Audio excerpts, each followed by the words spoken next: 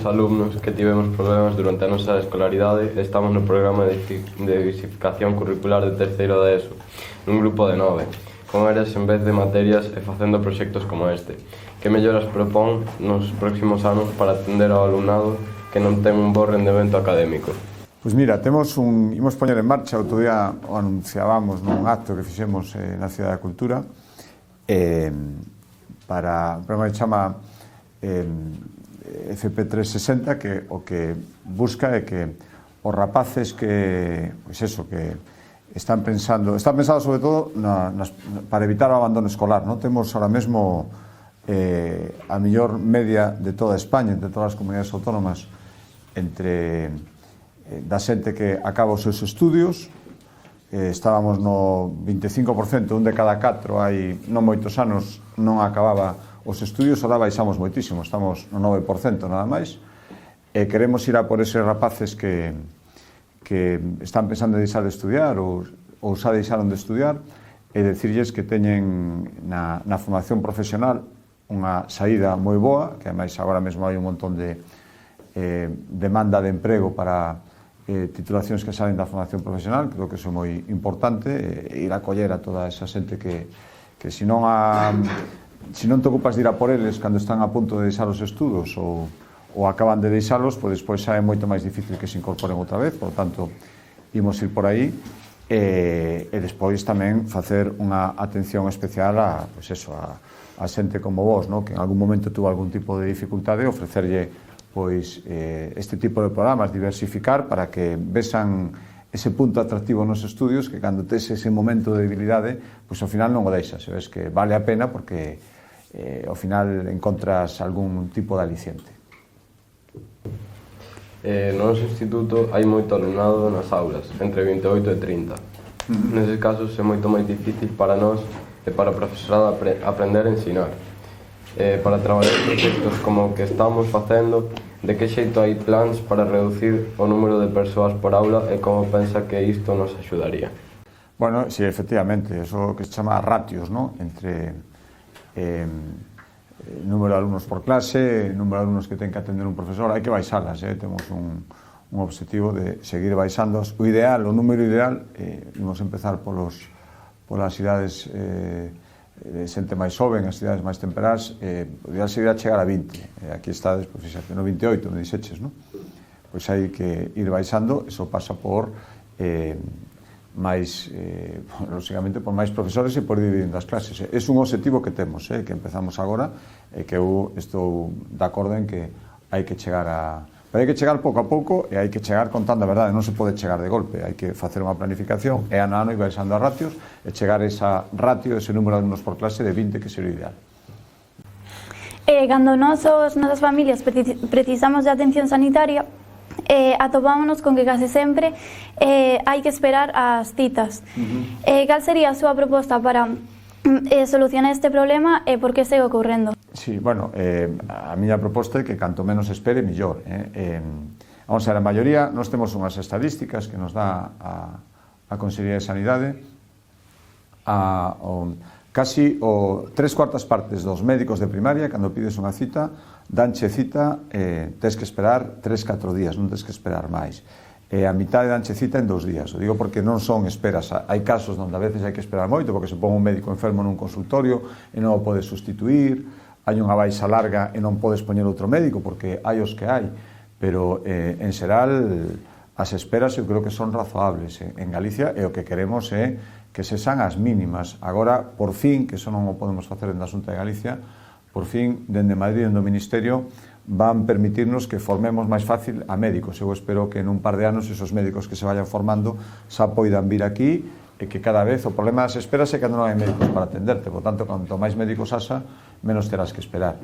Pero eu creo que en eso vamos bastante ben. E máis vamos a dicir unha cousa, a sanidade, que tamén é cando pides cita nun consultorio, insisto, te teñen que atender canto antes, pero en Galicia, cando alguén ten unha enfermedade grave, de verdade, que creo que iso que nos ten que preocupar a todos, unha enfermedade na que fai falta ter unha sanidade de primeiro nivel, que non repare en gastos, que valga os cartos que valga atender ese paciente, hai que atendelo, e hai que atendelo aquí nos hospitais que temos, aí creo que respondemos moi ben, e iso seguro que coñecedes alguén, as vosas familias, algún caso, ás veces, por desgracia, se coñece moi de cerca, donde, cando de verdad fixo falta unha sanidade de primeira calidade para atenderte porque estás gravemente enfermo, en Galicia te atenden como ningún outro sitio do mundo. Coñecemos un caso dunha anciana que dependente que necesitou plaza nunha residencia, e só había residencias privadas que o coste era de 2.000 euros. En Galicia hai cada vez máis maiores.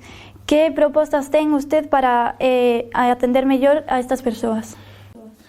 Pois mira, primeiro, darlle oportunidade a xente maior que quere seguir na casa, porque ás veces hai xente que quere seguir na casa vivindo, non quere ir nunha residencia, pero necesita axuda, non? Pois a esa xente darlle oportunidade. Nos ahora temos, eso xa está funcionando, dende hai un mes, unhas cantidades para que poidan contratar un coidador que as atenda e non teñan que ir a unha residencia. Eu creo que iso é importante, non? Porque de verdade que a veces a xente ten que ir a residencias porque quería quedar na casa, pero non pode permitirse contratar un coidador. Pois unha axuda para que poidan facelo. E despois, os que queiran ir a unha residencia, hai que seguir facendo plazas. Eu son consciente, non son suficientes todavía, pero a diferencia de plazas que hai con respecto a hai 10 anos é 3 veces máis. Triplicamos as plazas públicas e hai que seguir facendo residencias. E cando as plazas públicas non chegan, o que se falla é concertalas, efectivamente, eso se chama concertar unha plaza nunha residencia privada, pois darlle unha axuda a xente para que poida pagar o que lle costa esa residencia. Isto é o que hai que seguir facendo, pero hai que seguir facendo cada vez máis plazas de residencia. E se fixeron moitas, cando escoitaredes por aí, seguro que os partidos de oposición din que non se fixeron plazas en Galicia. Nos últimos anos se multiplicou por 3 o número de plazas de residencia. Non son suficientes e hai que seguir facendo máis.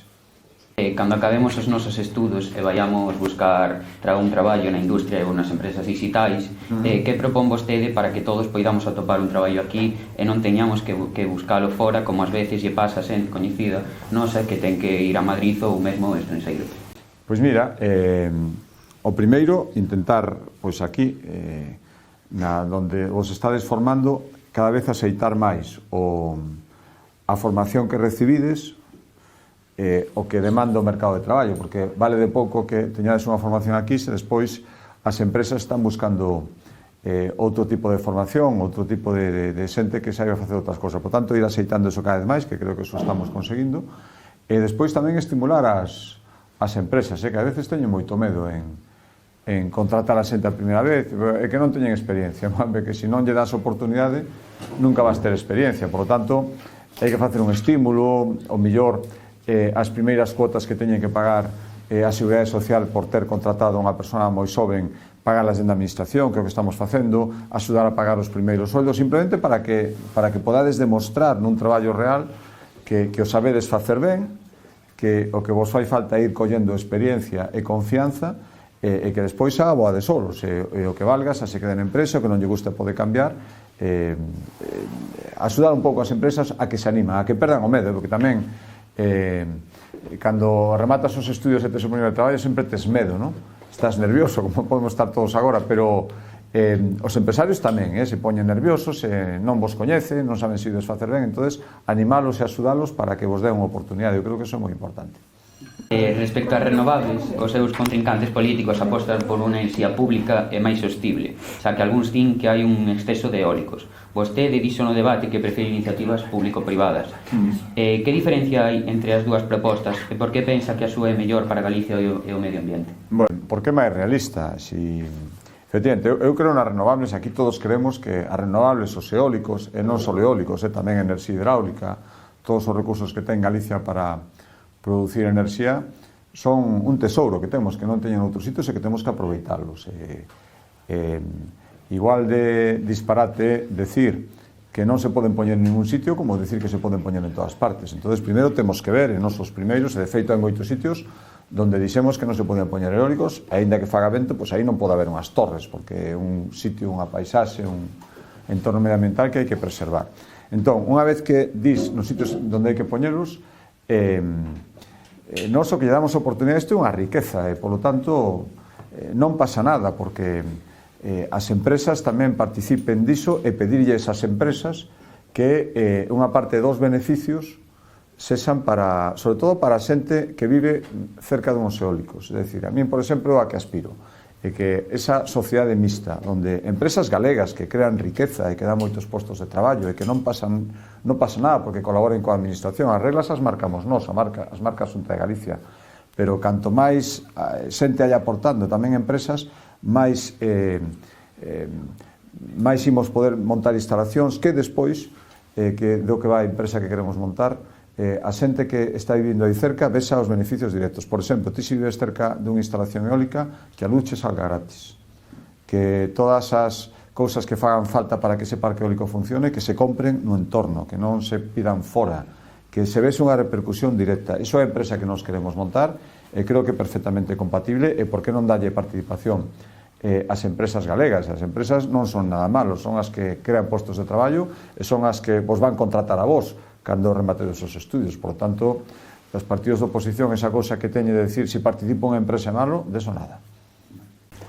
Nosotros utilizamos los ordenadores en clase, aunque se está criticando mucho el uso excesivo de las pantallas por nuestra parte. ¿Cuáles piensa que son los principales retos futuros en la digitalización aquí en Galicia, tanto en la educación como en las empresas? ¿Y qué propone para hacer una mejor situación actual que continúa siendo presidente, si se continúa siendo presidente? Sí, efectivamente, vosotros sois digitales ya, mucho más de lo que somos nosotros, y dentro de un tiempo el que no sea absolutamente digital, no podrá acceder al mercado laboral, no podrá trabajar en una empresa con todas las posibilidades y con la exigencia que te va a pedir que te contrate. Entonces, primero, tenemos que seguir extendiendo, lo estamos haciendo en los polígonos industriales en Galicia, hay que dotarlos de una red para que el internet funcione bien, banda ancha, velocidad. Eso es fundamental, porque ahora es que dentro de poco el que no tenga una buena conexión a internet es como si ahora te dicen a alguien que no tiene conexión a electricidad. Te parece impensable, pero hace unos cuantos años todavía se estaba dando unas conexiones eléctricas adecuadas, pues ahora hay que hacer lo mismo con internet. Eso lo estamos completando y después darle formación a la gente para que tenga competencias digitales totales. Y esto las empresas lo están haciendo con la gente que ya tienen contratada, con gente de más edad, y con vosotros hacerlo es fundamental. Cada vez que utilicéis con más soltura, con más normalidad, con más habilidad las competencias digitales, eso va a ser fundamental. Por lo tanto, en la enseñanza hay que seguir haciéndolo. Hemos dotado en todas las escuelas públicas los ordenadores que se le dan a los alumnos que se ponen a su disposición para que puedan llevárselos a casa. Además, durante el curso escolar, ya los encerados de tiza que había antes ya son prácticamente inexistentes en muchos sitios, las pizarras electrónicas, convertir la enseñanza en algo digital, que sea algo normal, porque es que el mundo va por ahí, es como la necesidad de saber idiomas. Eso dentro de poco, el que no sepa un idioma va a tener mucho más difícil trabajar, y pues con las competencias digitales es exactamente igual. Aínda que fose casi imposible, se tivera a oportunidade de facelo no futuro, que medidas tomaría para conseguir que todos os maiores tiveran axuda a dependencia gratuita e atención sanitaria inmediata? Seguir intentando mellorar. É un objetivo moi difícil, o 100%, eu creo que é o que temos que aspirar todos, pero a veces cando escoito por aí que iso é moi sinxelo, non é sinxelo. Temos que seguir intentando, e hai unha cousa clarísima, seguir dedicando máis recursos públicos. Agora mesmo a Xunta de Galicia non chegamos ao 50 por pouco, casi a mitade do presuposto da Xunta de Galicia, que son casi 13.000 millóns de euros, se dedican a sanidade, se dedica tamén un aporte moi importante aos servicios sociais, a dependencia. Bueno, hai que seguir por aí, tirando, facendo servicios que funcionen ben, que sexan eficientes, pero iso é unha tarefa inacabada sempre, porque é certo que afortunadamente a xente cada vez vivimos máis anos, en Galicia ademais vivimos, todavía temos unha esperanza de vida máis longa que en outras comunidades autónomas, e por tanto toda esa xente que vai cumprindo anos cada vez necesita máis atención e máis servicios. Por tanto, temos que ter claro que de aquí en adiante eso vai ter que seguir sendo unha prioridade. Xa che digo, a mí me encantaría decir que o 100% da xente está atendida inmediatamente, que o 100% da xente ten cobertas as súas necesidades. Ese é o objetivo que temos que chegar, pero decir que eso se vai conseguir, e agora na campaña electoral estou escoitando algúns partidos políticos que din que eso é moi fácil e se vai conseguir en 15 días, eso non é certo, que creo que hai que seguir traballando e seguir mellorando pouco a pouco e cada vez máis. Pero temos mellorado moito, se botas a vista atrás o que había hai 15 anos o que hai agora, eu creo que para sentirse bastante orgullosos. Mirando hacia el futuro, ¿cuáles piensas que son las 4 medidas necesarias para mejorar el sistema educativo? Pues, primero hacerlo accesible a todo el mundo. Eso decimos la igualdad de oportunidades en la educación.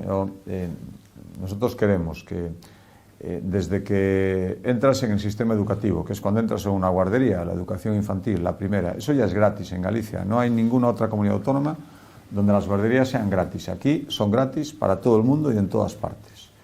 Y ahora lo que queremos, después la educación obligatoria, en la educación obligatoria pública es gratuita, por tanto, ahí estás garantizando la igualdad de oportunidades, todo el mundo puede estudiar, y ahora queremos que la universidad, que ahora mismo hay que pagar las matrículas universitarias, las tasas, que una carrera te puede costar hasta los 4 años 3.000 euros, que eso sí apruebas curso por año, porque además creo que es lo justo. Si no te esfuerzas y suspendes, no puedes estar teniendo siempre las matrículas gratis siempre, pero si vas aprobando curso por año, ahí tampoco vas a tener que pagar. Entonces la igualdad de oportunidades ahí creo que es fundamental.